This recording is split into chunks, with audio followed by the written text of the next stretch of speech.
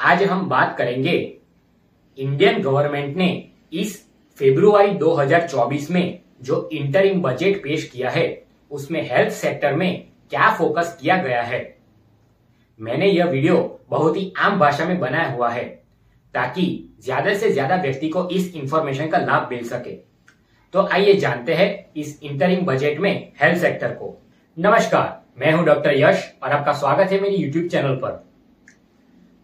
तो सबसे पहले हमें यह सीखना जरूरी है कि इस साल 2024 में हमारे देश में इलेक्शन होने वाले हैं, जिसकी वजह से इस फरवरी 2024 में जो बजट आया वो इंटरिम बजट कहा जाता है। तो अभी हमें यह देखना भी जरूरी है कि यह इंटरिम बजट होने के वजह से साल का फुल बजट जो होगा वो इस लोकसभा इलेक्शन के बाद जो सरकार बनेगी वो पेश करेगी। इंटरिम बजट 2024-25 में भारत सरकार ने 90,171 करोड़ रुपए हेल्थ केयर सेक्टर को अलॉट किए हैं। यह रुपये का मुख्य उद्देश्य भारत सरकार के द्वारा जो भी सर्विसेज दी जाती है उसे और हेल्थ केयर के इंफ्रास्ट्रक्चर को इंप्रूव करना होगा। गवर्नमेंट ने यह अनाउंस किया है कि ऑलरेडी जो हॉस्पिटल्स का इंफ्रास्ट्रक्चर एस्टैब्लिश्ड है उसका उपयोग करके उसके आसपास मेडिकल कॉलेज की स्थापना की जाएगी, जिसकी वजह से मैन पावर की जो शॉर्टेज है वो भी कम होगी और उसके साथ साथ हेल्थ केयर एजुकेशन भी इंप्रूव होगा।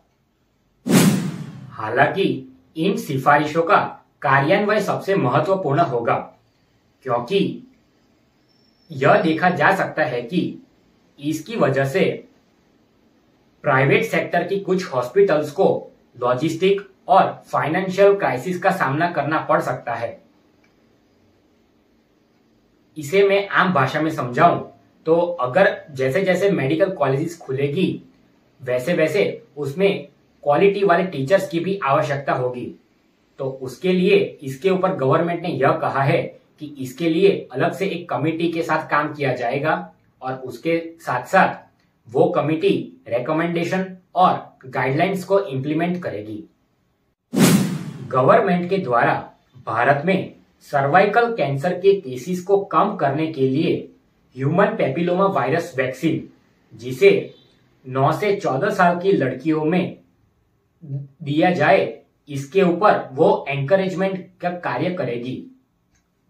अभी आप समझिए कि यह करने की जरूरत क्यों पड़ी, क्योंकि सर्वाइकल कैंसर यह फीमेल्स में सबसे कॉमनली होने वाले कैंसर्स में तीसरे स्थान पर है, जिसकी वजह से गवर्नमेंट को यह कदम उठाना पड़ा।